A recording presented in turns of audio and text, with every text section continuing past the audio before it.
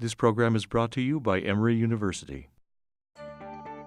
On January 21st, 2015, the Office of the Provost at Emory University hosted a forum titled The Value of Public Scholarship. The panelists examined the impact of public scholarship on those who practice it and on their institutions. The speakers were Claire Stirk, Provost and Executive Vice President for Academic Affairs at Emory, Andra Gillespie, Associate Professor of Political Science at Emory, Carlos Moreno, Associate Professor of Pathology and Laboratory Medicine at the Emory School of Medicine, and Megan McRaney, Assistant Director of Media Relations at Emory. In this video, Professor Moreno discusses the personal and professional rewards of participating in public scholarship. Regarding why I do public scholarship, part of the reason I'll write something or get involved in something is because I am passionate about it, or I get upset about something that's happening. And actually my very first foray into public scholarship happened about 10 years ago or more, when there was this attempt to put stickers in the biology textbooks in Cobb County disclaiming evolution, right? And I got really upset about that, and I got banded together. I wrote this letter, and I got all these faculty to sign it, and I got involved in this whole lawsuit thing, and the TV cameras were coming and interviewing me, and I wasn't quite expecting the level of attention that I got, but the reward that came from that was that I got to testify in this case, and they won the case. And if I hadn't been, involved in it, that wouldn't have, I wouldn't have been involved. They probably would have won the case anyway. But still, I felt like I was in some way contributing to the public good. And that I did before I had tenure. But now, but this more recent forays have been since then. And I totally agree that it doesn't have to take more time than you want it to. I don't have the level of visibility that Andrea does, so I don't get calls from reporters all the time. But I have actually gotten calls. I got a call just as a result of an op-ed I wrote. I was upset about the way that patents can inhibit combination clinical trials, and I got a call the other day from a reporter from Nature Medicine, which is a high-level journal, that's saying that they were doing a story on this topic, and wanted my opinion on it. And so I felt like I was contributing to this conversation. This story still hasn't come out yet, so I don't know what the gist of it is going to be. And I pointed the reporter in some helpful directions. She really didn't know.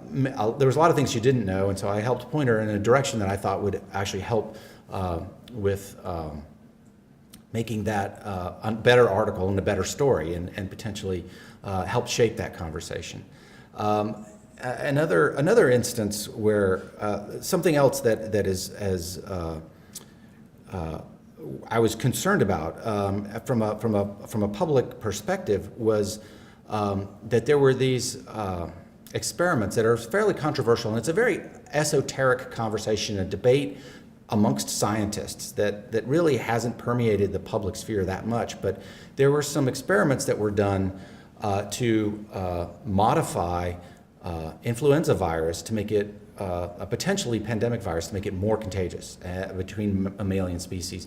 And there's sort of these two camps, and I'm in the camp basically saying that the risks here are not worth the benefit for doing this type of experiments.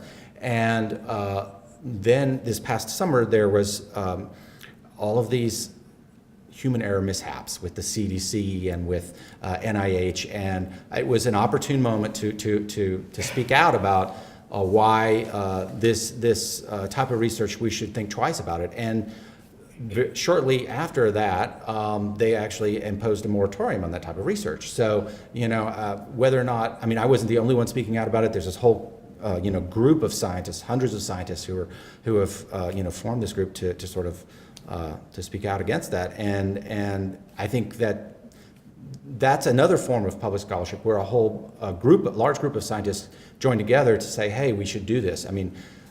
People sit up and take notice when that happens, and it's changed the debate somewhat on that.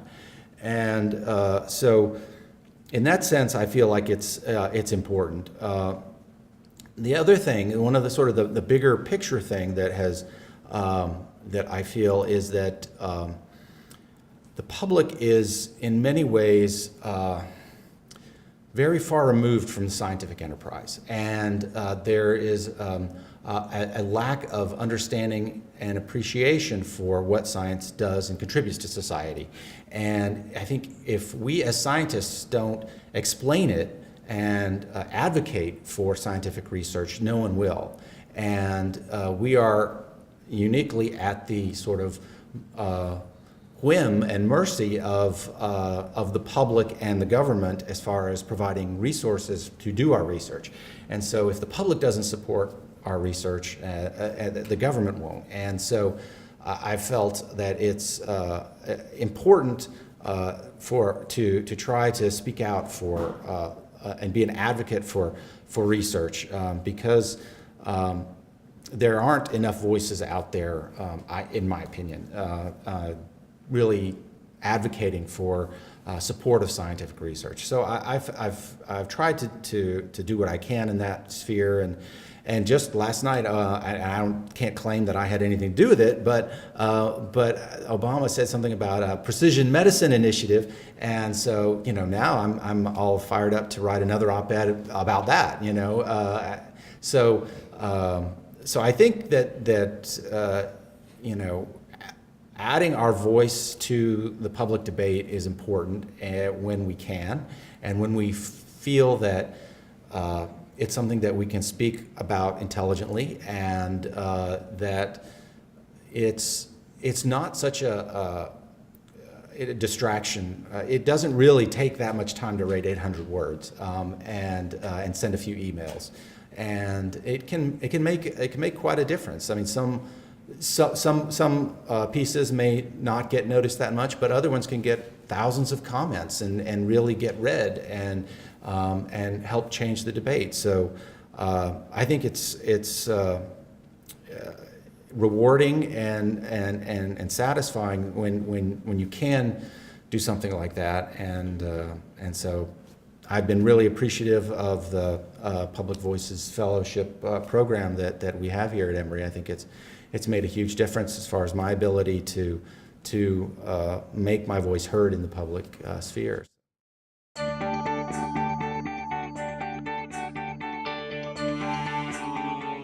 The preceding program is copyrighted by Emory University.